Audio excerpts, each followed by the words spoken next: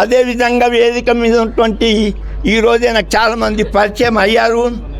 గౌరవనీయులు ఎంఆర్ఓ గారు, deputy MRO గారు, ఎంపీబీ గారు, తర్వాత వివిధ అధికారులు, చారీ అగ్రి ఏఓ గారు, క్షమించాలి వేదిక మీద చాలామంది ఉన్నారు. నాకు కన్ను జర తక్కువ కనబడుతున్నాయి.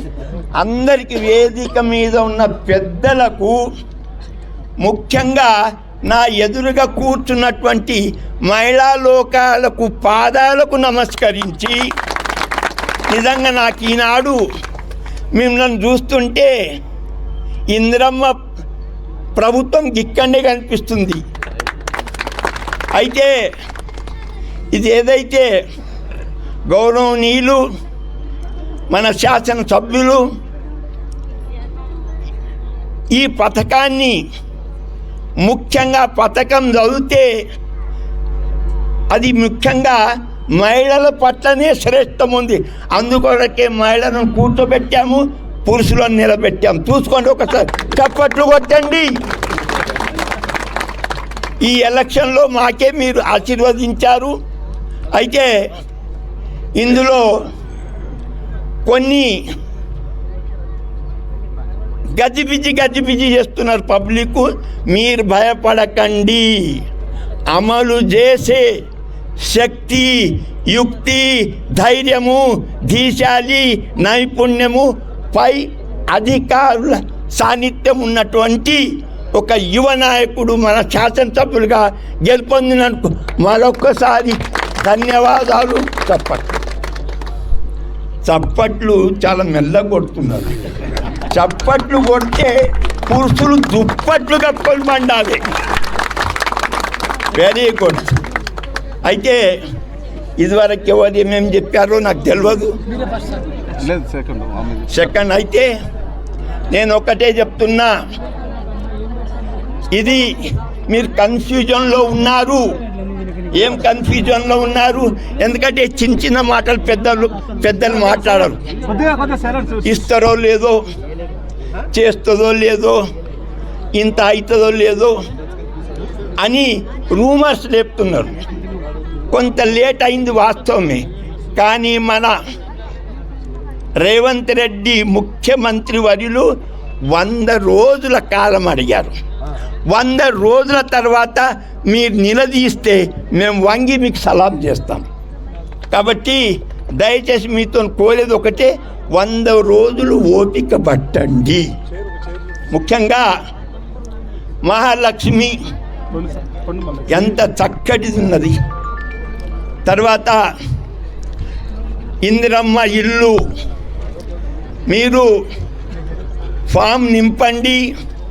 అనుమానం ఉంటే చెప్పండి, మీరు ఫామ్ నింపండి.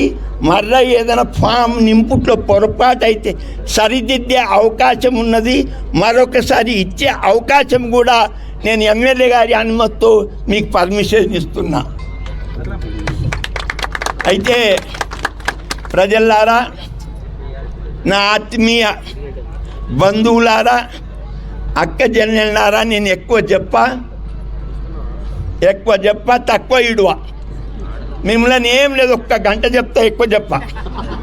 అమ్మా ఇట్లా అంటే ముందున్న వాళ్ళ మీద పడి కొడతారు. ఎందుకంటే నాకు తెలుసు, నేను ఒకసారి వచ్చిన మా అక్క చెల్లెళ్ళు 8:30కే వచ్చిండ్రు.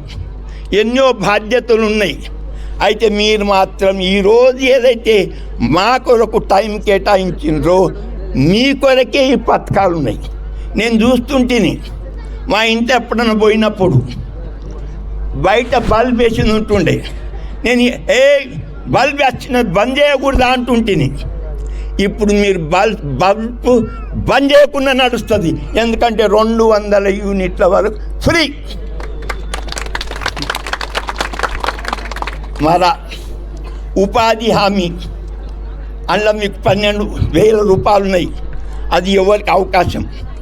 ఇక సిలిండర్ అప్పుడు కూడా మా అక్క జనులు తింటుండ్రి, మీరు మీద మర్చిపోయిన బంద్ చేయలేదు, గ్యాస్ వృధా అయింది. ఇప్పుడు గ్యాస్ వృధా అయితే పర్వాలేదు, అయితే 1200కి 500 ఇస్తారు. ఆ 700 మాత్రం మీరు ఉంచుకోండి, పురుషులకి ఇవ్వకండి.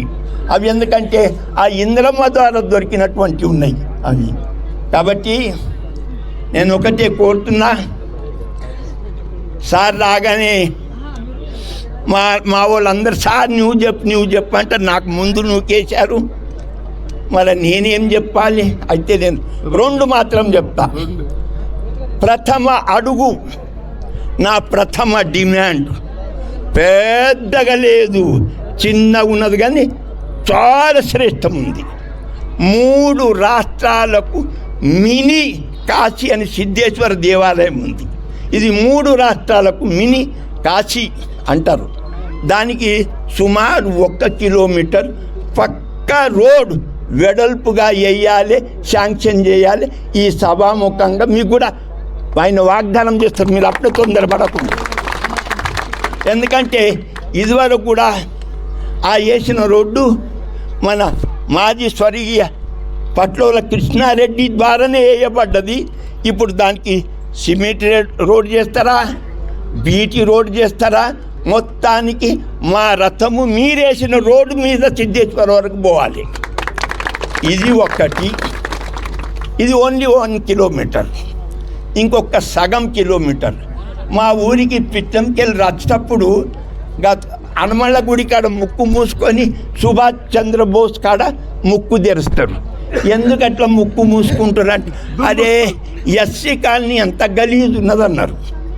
కాబట్టి ఎస్సీ కాలనీలో ఉన్న ప్రజలు మంచివారు ఉన్నారు, కానీ రోడ్డు మంచిగా లేదు. కాబట్టి అది చాలా అంటే 1/2 కిలోమీటర్ ఉంటుంది.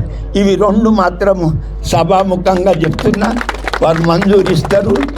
నేను ఇక అవకాశం, ఎందుకంటే మీకు భయపడుతున్నాను, ఏడ మీద పడి కొడతారు, మాకు ఆకలి అయిందంటారు. మీ అందరికీ మరొక్కసారి నమస్కారం తెలుపుతూ విరమించుకుంటున్నాను.